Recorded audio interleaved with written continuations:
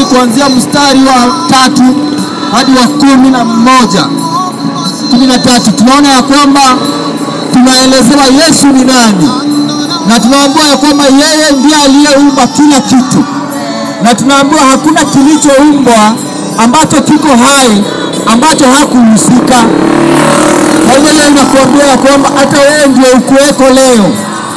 Ni Yesu alihusika ili uumbwe.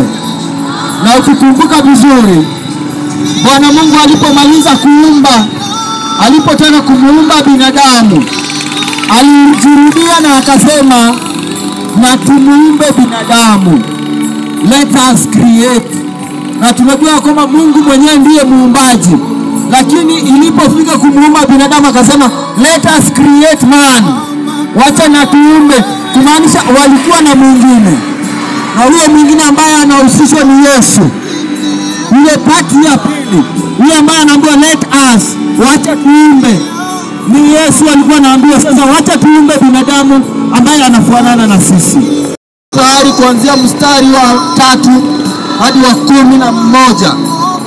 13 tunaona ya kwamba tunaelezewa Yesu ni nani, na tunaambiwa ya kwamba yeye ndiye aliyeumba kila kitu, na tunaambiwa hakuna kilichoumbwa ambacho kiko hai ambacho hakuhusika.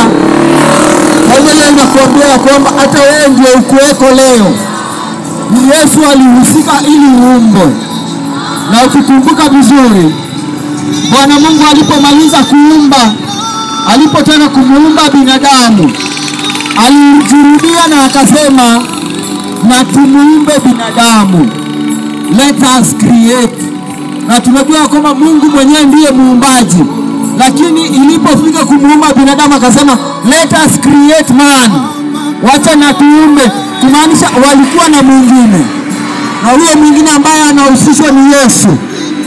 Ile pati ya pili, yule ambaye anaambiwa let us, wacha tuumbe, ni Yesu alikuwa anaambiwa sasa wacha tuumbe binadamu ambaye anafanana na sisi.